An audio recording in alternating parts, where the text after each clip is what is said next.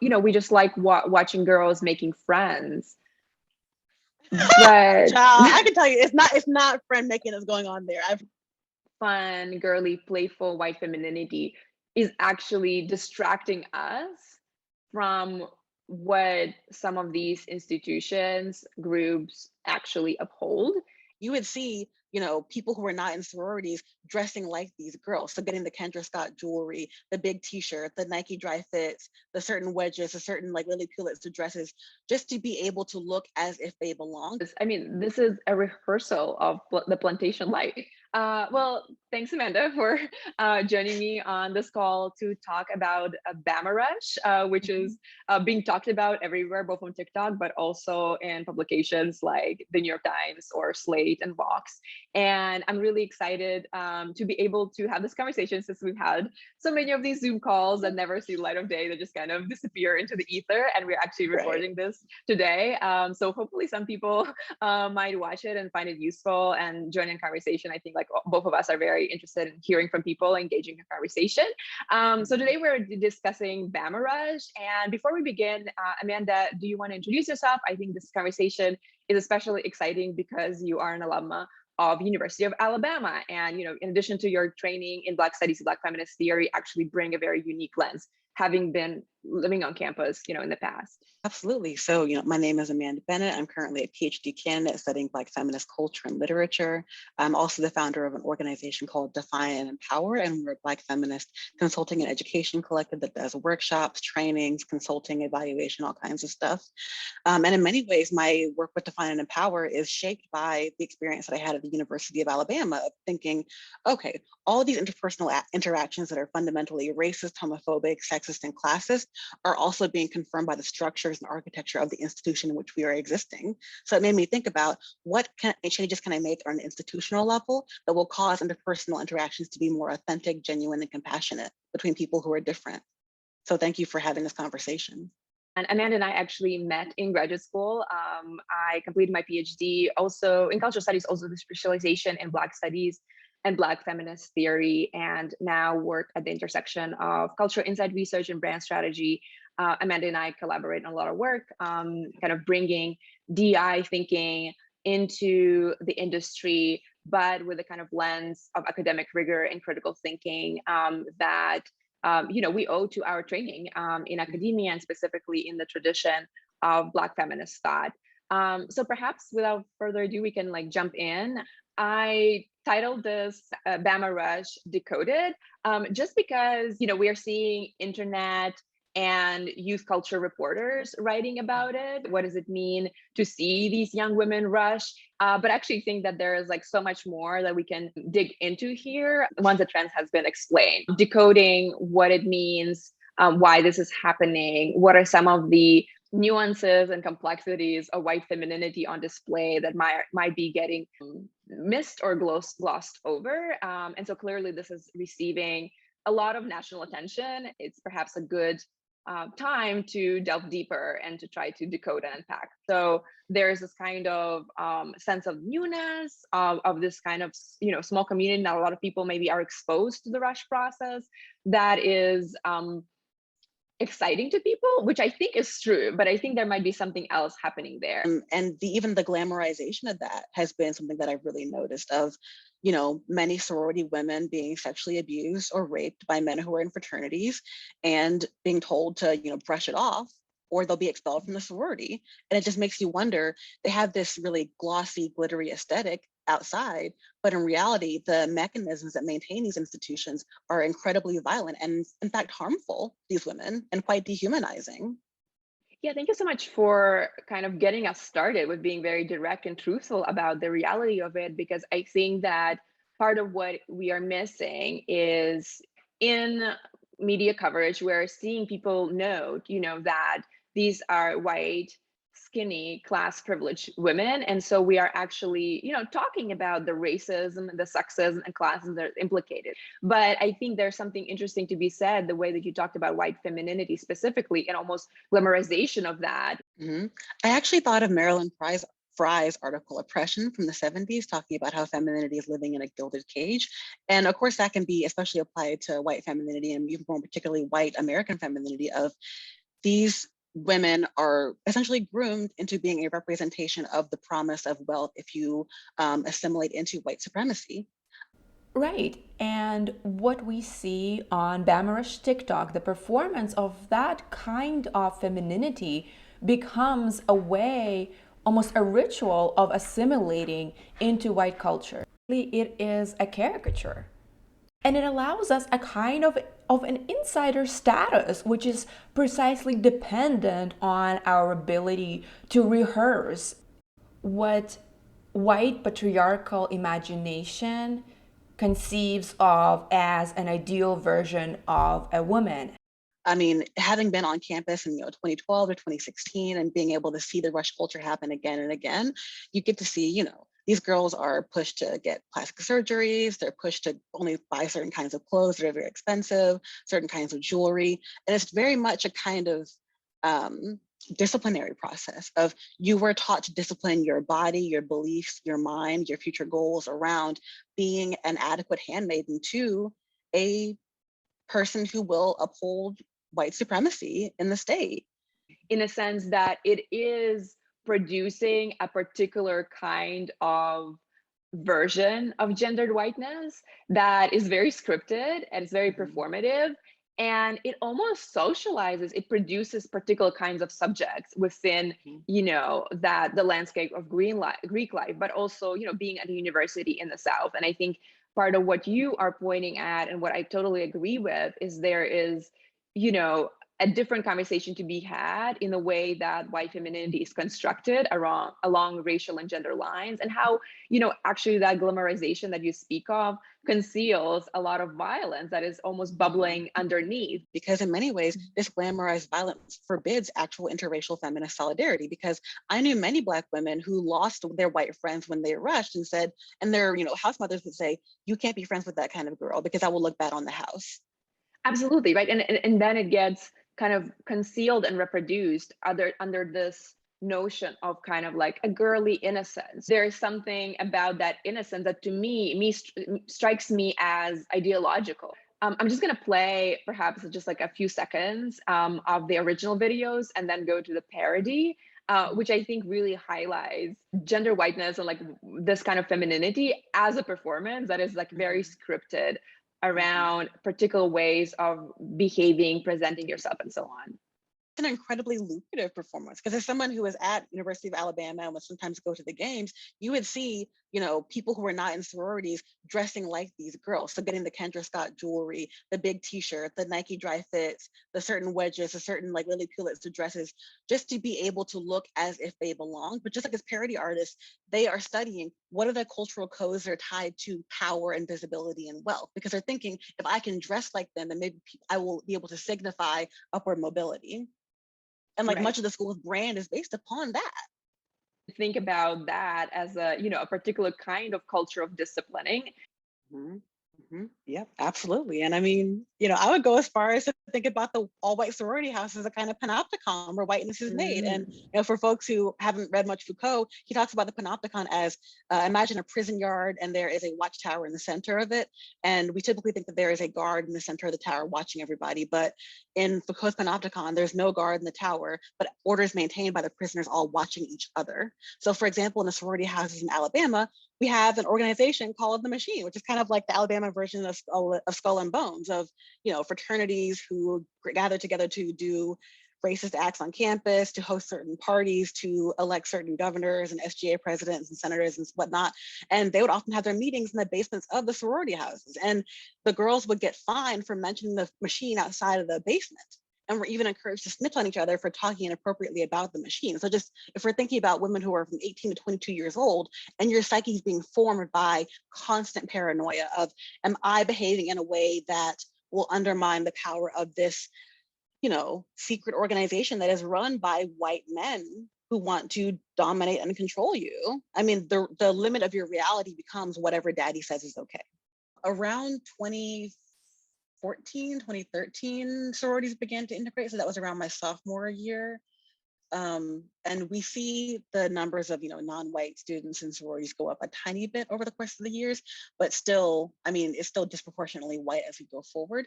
And even thinking of, being on campus, the kinds of Black women that they would choose to have in these sororities, of the kinds who were willing to assimilate into these regimes of power, not necessarily because they were, quote unquote, bad people, but rather because they had been socialized to believe, I can do this for networking purposes. I can maintain my integrity while being part of this organization, and instead being used in a way as puppets to show, hey, we're not that bad. We're actually really nice people. Thinking of having to be okay with not being featured as much in the advertisements because they want to still present an image of all white purity.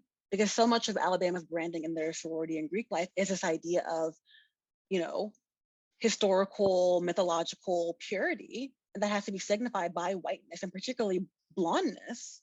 Essentially, the price is silence and complicity, right? And I guess the exchange for that is a sense of acceptance, right? Or a sense of, I mean, a certain kind of community, right? I think no one is denying that sorority life gives people a sense of community and belonging.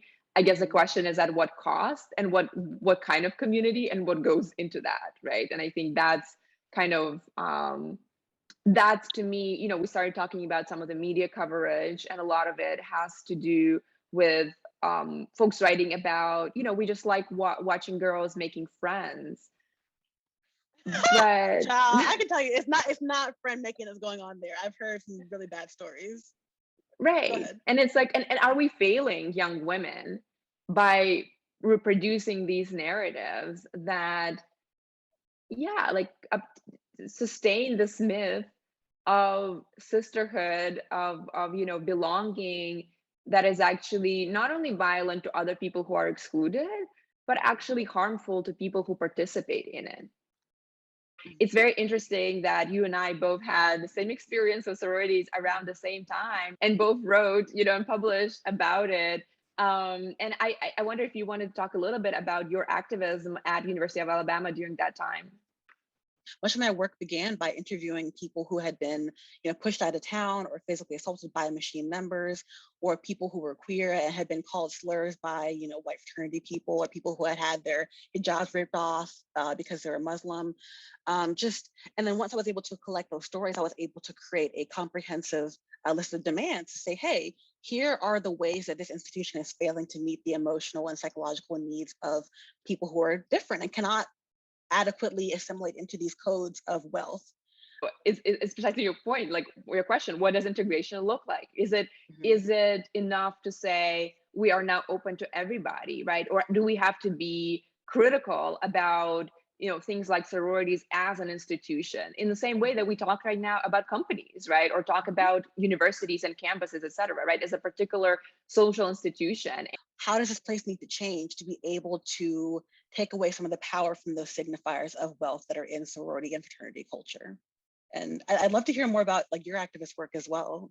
Of this particular editor as I believe either first year or second year graduate student pursuing my PhD at Duke. And it was, such a depressing, infuriating moment, because my encounter with particular sorority at that time was on the day that we discovered that the poster of Patrisse Cullors, the co-founder of the Black Lives Matter, who was coming to Duke to deliver her keynote speech, was defaced with an anti-Black slur.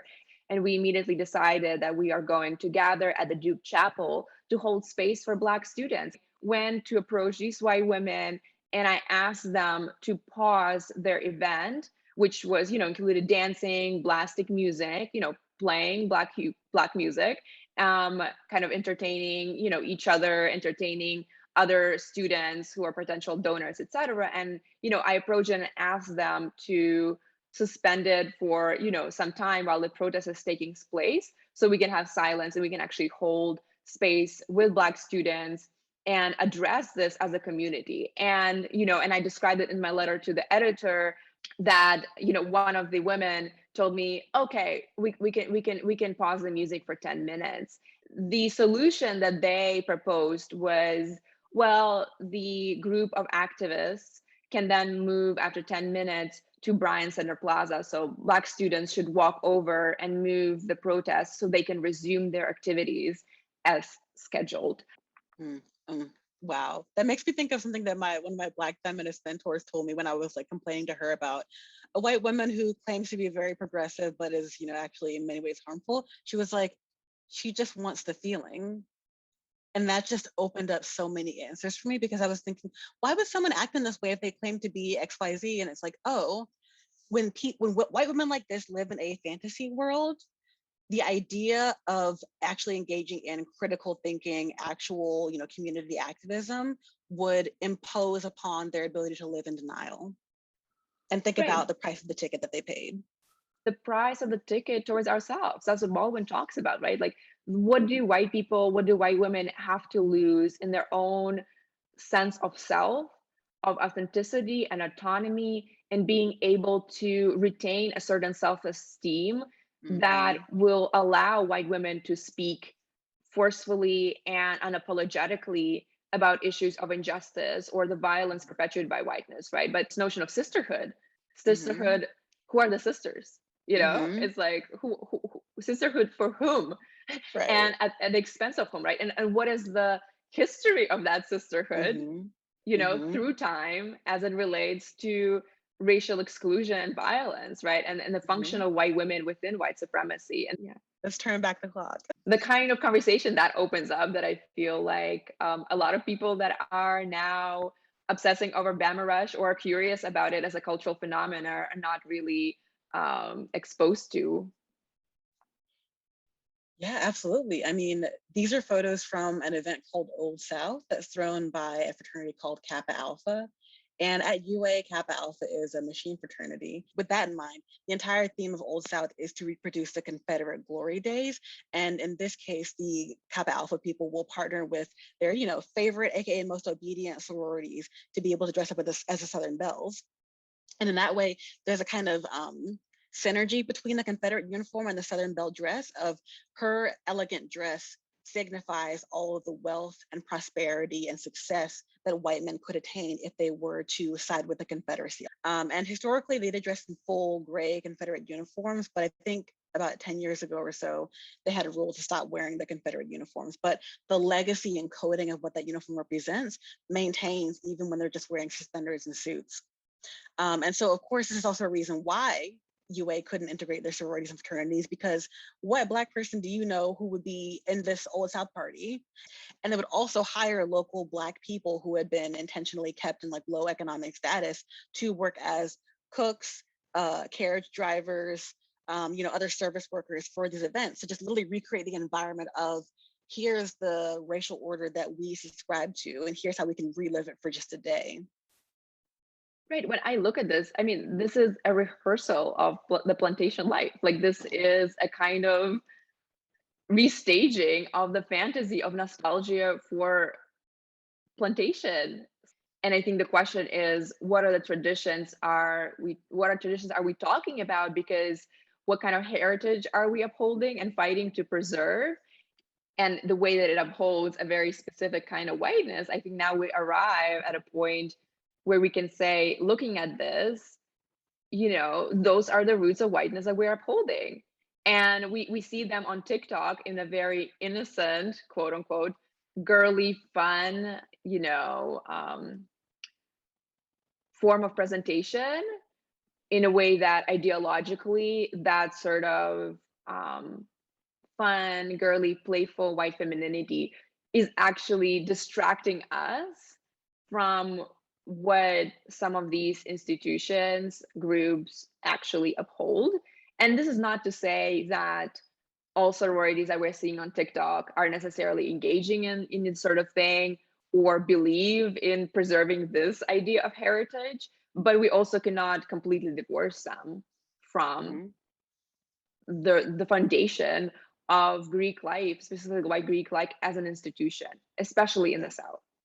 Absolutely. I mean, so much of Alabama's architecture on campus is in that kind of, Greco-Roman, Southern antebellum, big white column style. And on the top left, that's a picture of the Kappa Alpha House at University of Alabama's campus.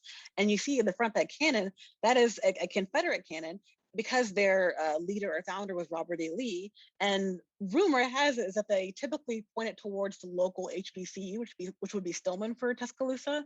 And on the bottom is a sorority house on campus, and it's designed to emulate these kind of Southern mansions to show we're putting you into an environment where you're supposed to reproduce these ideas that are actually over 100 years old and act as if they haven't gone away. And then on the right side is a picture of the honors college at Alabama that I was part of called Knott Hall. It was actually named for Josiah Knott, who was a eugenicist and phrenologist who advocated that Black people were inferior and all kinds of other really racist things. And we've been protesting for years to be able to get the name of Knott Hall changed. And even just thinking of me as a young Black woman walking into this building for classes and meetings, and I'm one of maybe 10 people maximum in the honors college, and always the only Black person in all of my classes there. So just thinking about how did it feel for me to be in that environment and to have white people around me not really take that seriously. Think, if someone is not convinced of the conversation we're having of Greek life, sororities, fraternities as forming a kind of institution of white supremacy, then why is it always that students from marginalized backgrounds and marginalized identities are in confrontation with Greek life, white Greek life around these issues? I have certainly had my share of experiences of holding protests on Duke's campus and being in direct confrontation with, say, fraternity brothers. Mm-hmm. Absolutely. Absolutely. I mean, in Alabama, we would get threats all the time, death threats. I mean, my friend, Elliot Spillers, who became the first Black SGA president in like 30 years at that university, got threats the night of his nomination that they were going to break into his house. And he had to have security patrolling around the house all evening. Just to pretend that we're on a level playing field is unthinkable because they're able to draw on all of the machine resources, the resources of the state government, et cetera, to be able to keep this regime of power in place. Whereas we're kind of seen as, larger than life agitators, et cetera. But in reality, we had very little power to return the fire that we were constantly getting. This is the work that we should be doing. We should be decoding these trends in a way that actually allow us to have deeper, more critical conversations versus just running with it, and saying that audience is just like something new, right? There's something for me, about the way in which we glorify, as a specific version of white womanhood that is actually really dangerous, because otherwise we would not know and not have a conversation about all of that which we talked about. Yeah, I mean, once again, thanks for having me. And also, I'm really glad that we, as women with marginalized backgrounds, as immigrants, Black women, et cetera, are able to talk about how these events make us feel. Because I think, like the Zora Neale Hurston quote of, if you don't talk about your pain, they'll kill you and say that you liked it. And the trauma of being marginalized in these environments can make us want to stay silent. But I realized that by speaking, we're able to demand more for ourselves and hold people accountable, which is the only way that change actually happens. So let's keep talking about how we feel and keep it honest. Yeah, these sort of videos, these sort of trends are actually signs of exclusion, and are actually, reminding of the way in which there is a certain ideal that you are not literally cut out for unless you bend and twist yourself in order to, assimilate and lose parts of yourself. Yep. Yeah. And life is too short to live in that kind of pain. Right. Yep. I appreciate the truth telling that always happens during these conversations. So yeah, this is a fun experiment. I'm glad we did it, and hopefully we can do this again. Yeah, as long as white people act a fool, we'll have something to talk about. I know, right? Okay.